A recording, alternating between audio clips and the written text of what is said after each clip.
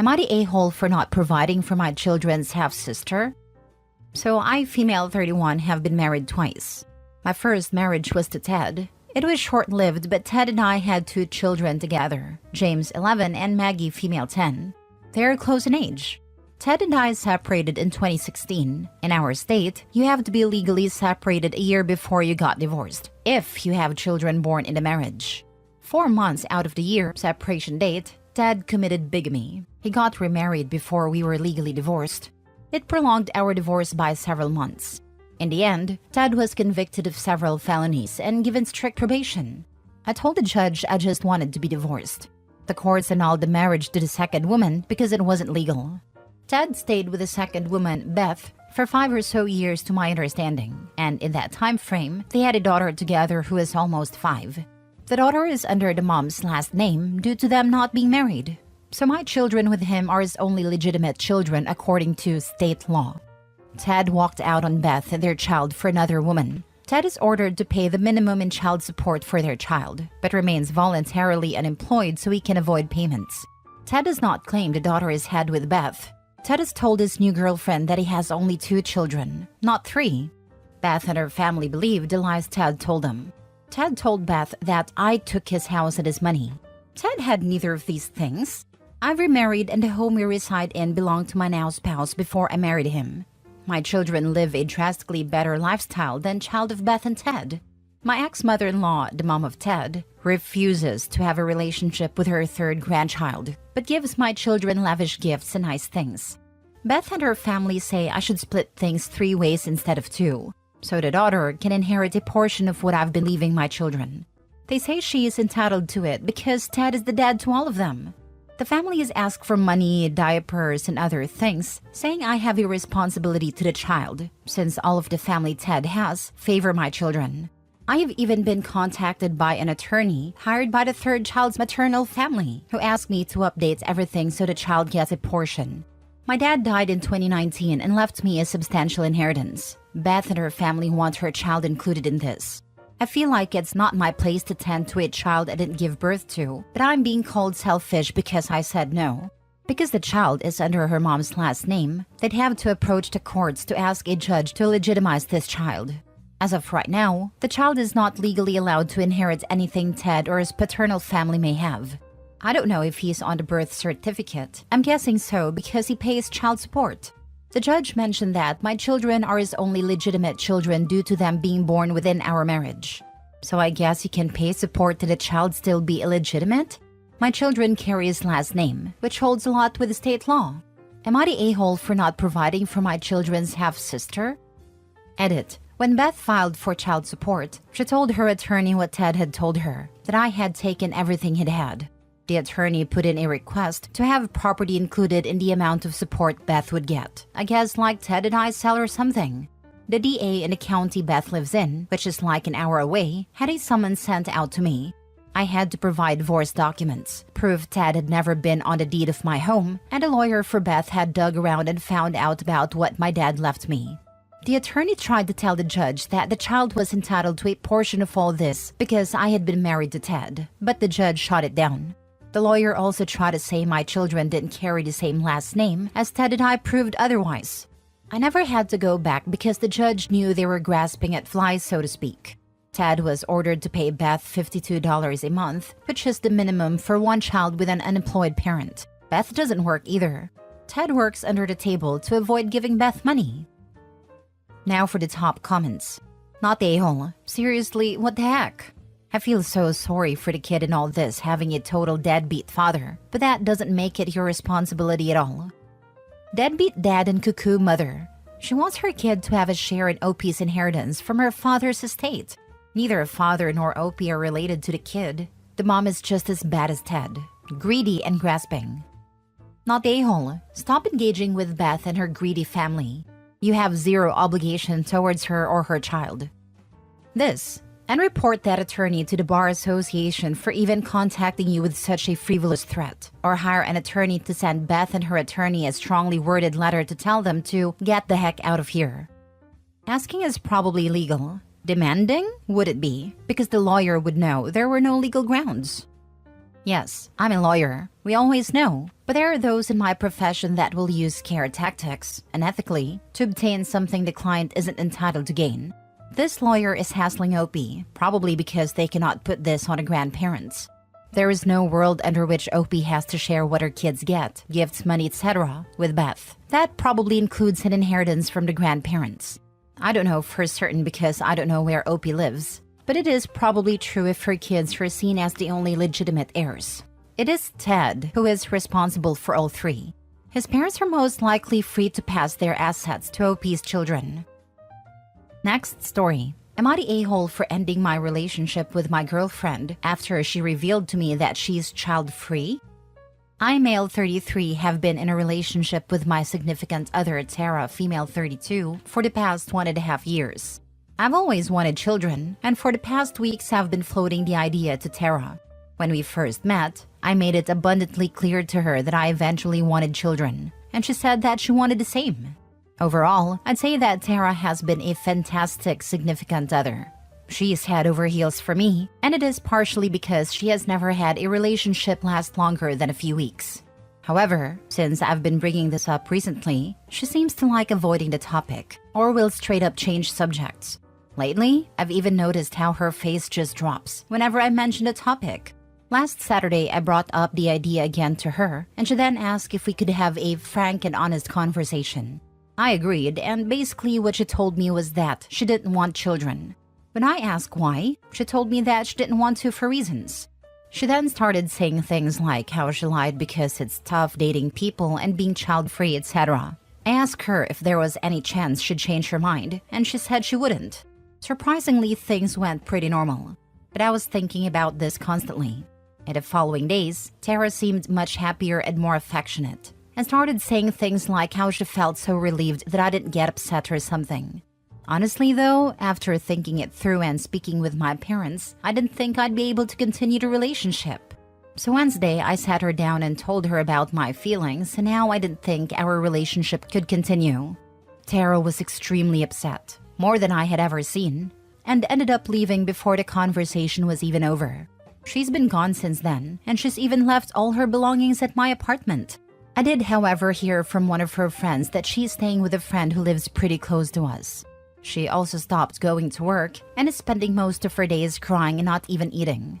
I spoke with some of my own friends and they think I overreacted considering that I should have expected as much, considering Tara doesn't like talking about her childhood since she had bad memories about that. Am I the a-hole? Not the a-hole. As someone who has no interest in kids, I find it difficult to understand why you would begin a committed relationship without making abundantly clear. Children is such a huge role in a relationship, and it's fair for it to be a make or break deal. I think if she told you prior to getting together and you acted like it's fine, you'd be the a-hole. Or even if she just changed her priorities as under, but she lied to you from the get-go. She said it was because she didn't think I'd stay around if she told me from the get-go. Guess I kinda proved her right, unfortunately. That's such a crappy thing to do. Like, yes, let me just lie about this major part of myself for 1.5 years so I'm not alone? Huh? If she wants her wishes of being child-free respected, she needs to respect people who don't. Yeah, it sucks. Part of me is thinking maybe I should just try being child-free so I can reconcile with her. But I've always wanted kids. The whole thing just made me sad. Not the a-hole. She lied to you to manipulate you and it's a deal breaker for you, so you're totally justified in breaking it off. It's a total breach of trust. Don't let her guilt trip you into returning. This is why dating sucks. The most amazing chemistry can be spoiled by just one pragmatic reality. If she's not had a proper relationship before, then it makes sense that she's very upset. But it's her problem now, to be honest. I would arrange for her friend to collect her things. Yeah, I started discussing that with her friends. They said they'd come by sometime next week. We'll arrange a time. The whole thing kinda sucks. Yeah, breakups do, bud. Sorry you have to deal with this. Do you have some good friends and family around? Next story. Am I the a-hole for flipping out on my fiancé in front of a crowd because he keeps taking my brand new vehicle without even telling me? My fiancé Tom has a habit of taking my stuff without asking because he feels I should be able to do the same with his stuff. He's constantly saying, "You don't have to ask, just take it. What's mine is yours," whenever I ask to use anything of his. And he expects to have the same rule applied when it comes to my belongings. I never agreed to this. In fact, I have voiced multiple times that it's rude not to ask, and have voiced irritation when he uses my stuff without asking. When it comes to small stuff, I get irritated because he never puts my stuff back where it belongs. And then I have to go on a wild goose chase to find the item because he can't remember where he put it down either. He has ADHD. For instance, he forgets all of his travel mugs in his vehicle, and instead of going to grab them, he will just take mine until all the travel mugs are in his vehicle. But honestly, the main issue is money in my vehicle, if I'm being honest. If he needs something and he doesn't have the money, he will just take my debit card without asking beforehand because he would expect me to do the same with his debit card if I need something. More recently, I bought a brand new vehicle, and there are days when I wake up in the morning and him and my vehicle are gone because he's taken my vehicle to go to the gym instead of his vehicle because mine is far better on gas. Or he went to donate his old clothing the other day and again took my vehicle. Or he went grocery shopping 4 nights ago and took my vehicle. And last night, we had a bunch of people over and one of his buddies needed to go to the store. So Tom said he would go with him and he just grabbed my vehicle keys. I told him no. He just kind of stood there staring at me. So I said, "What? You're not taking my vehicle to drive your friend around." Start asking to use my stuff because I'm getting extremely ticked off that you take my vehicle all the time. And if you have my debit card, you better leave that on a counter too, because you're not taking that either. He looked extremely embarrassed and put both my keys and my debit card on a counter and walks outside. He comes back in maybe 5 minutes later, saying his buddy decided to take off for the night, and then he went upstairs to our bedroom. Later on, when everyone else left, he said that I embarrassed him. That if it was such a big deal for him to use my stuff, then I should have brought it up prior to this. I told him I had brought it up, several times in fact, because him constantly using my stuff is really building a wall of resentment at this point. He has his own vehicle, he has his own money. He has his own means to do things, so why is he using mine?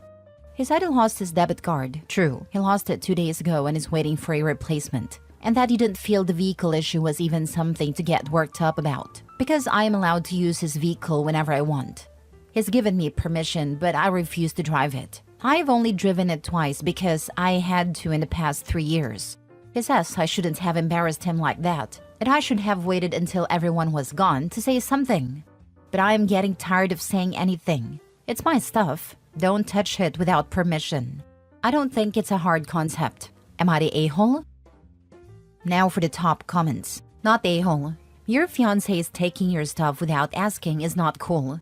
Tom keeps using your new car and debit card without permission. You've told him to stop many times, but he doesn't listen. You finally called him out in front of friends when he tried to take your car again.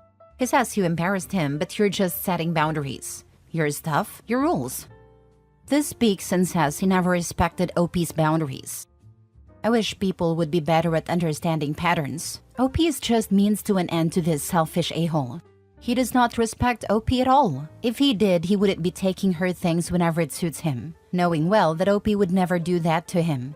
Her words have no meaning to him. He just does as he pleases and she keeps hoping he'll change. But he won't. This is going to be OP's life in big and small things, until she has wasted years of her life and he has sucked her dry. He is selfish and has no intention of ever not putting himself first. Not a-hole. He only heard you this time because he felt embarrassed. He probably still didn't hear her, might be butthurt for a while and then go back to using her stuff without asking. And if she brings it up, he brings up her embarrassing him, because he still doesn't get it. Doesn't want to get it. Last story. Am I the a-hole for making a comment about a woman's body after she tried to shame me and my girlfriend? My girlfriend and I got invited to this engagement party that my friend from undergrad has. I found out later that a girl, I'll call her Erin, and I went on a few dates with in undergrad was going. Normally, this wouldn't matter at all, but after I told her I wasn't feeling a romantic spark but we could be friends, Erin flipped out on me. She would send me tons of voicemails telling me I was leading her on. I was shallow. Not sure what prompted this. Never told her I didn't like her because of her appearance. And I wouldn't find anyone else but her, etc., etc.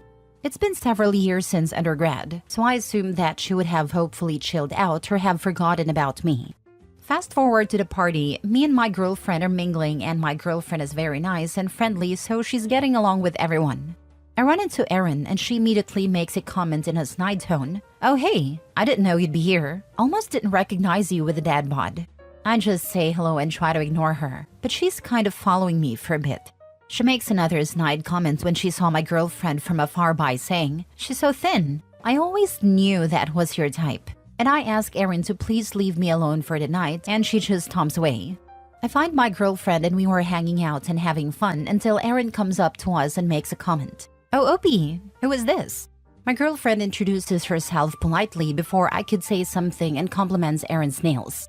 Erin doesn't even introduce herself and says in a condescending tone, "I wish I could pull off the dress you're wearing, but I think it only works for people with small boobs."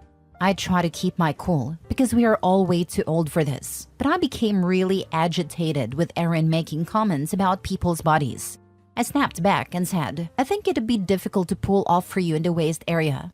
If you want to know where we got this dress, I'd be happy to send you the link in a bigger size." Erin immediately recoils. She doesn't say anything and leaves. Later that night, a few mutual friends came up to me saying they saw Erin sobbing and told them I called her fat and ruined her night.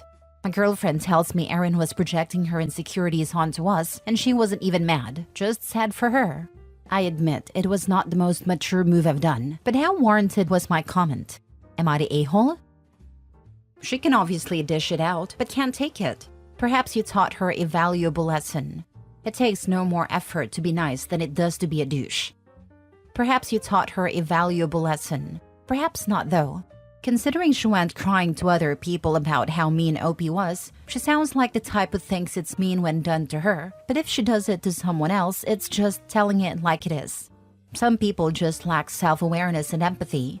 They can only ever see things from their own point of view. I know someone like this. They're always only telling it like it is or only joking. But when you say something back, they're suddenly a victim. I don't have the time or the care. Bye, Felicia. Not the a-hole. Hopefully you let others know she made poor comments first. But the fact that your girlfriend said she feels sorry for Erin and she's not upset, you got yourself a winner. That's why she's still the girlfriend. He's obviously not letting her go. And for Erin with her attitude, she doesn't deserve someone.